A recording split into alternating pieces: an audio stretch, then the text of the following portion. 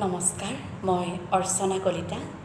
আবৃত্তি কৰিবলৈ লোৱা কবিতাৰ শিৰোনাম বিশ্বশিল্পী, কবি ৰূপ কোঁৱৰ জ্যোতিপ্ৰসাদ আগৰৱালা। শিল্পী মই তিনিও কালৰ, অতীতৰ, বৰ্তমানৰ, অনাগত ভৱিষ্যতৰ। আদিতেই যাত্ৰা কৰি অনাদিলে যাওঁ, ধ্বংসৰ মাজেদি মই ৰূপান্তৰেদি ৰূপ পাই নৱতম সৃষ্টিৰ শলিতা জ্বলাওঁ। জনতাৰ হৃদয়ত মোৰ সোণোৱালী দেশ, মই পিন্ধো বিশ্ববেশ। নতুন দৃষ্টিৰে চাওঁ সৃষ্টি অনিমেষ।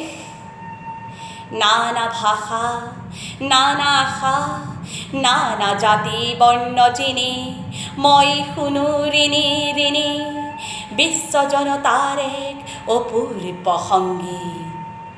সেই সংগীতৰ প্ৰতিধ্বনি তোলো মোৰ গানে সুৰে, সাম্যৰ সমৃদ্ধিৰ সৌন্দৰ্যৰ মহামহত্বৰ, পাতিবলে শান্তিৰ নৱলোক এই পৃথিৱীত।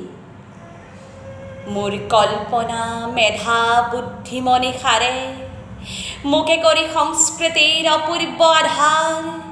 মোকে শলিতা কৰি জ্বলাওঁ বিশ্ব চাকি, বিশ্ব জনতা পূজাৰ। সেই পূজাৰ প্ৰধান অৰ্ঘ্য কৰি মই মোকে দিওঁ উপহাৰ, মোকে কৰি সুৰস উপচাৰ। বিশ্বজুৰি জনতাৰ জয় জয়কাৰ হওক, জয় জয়কাৰ। ধন্যবাদ।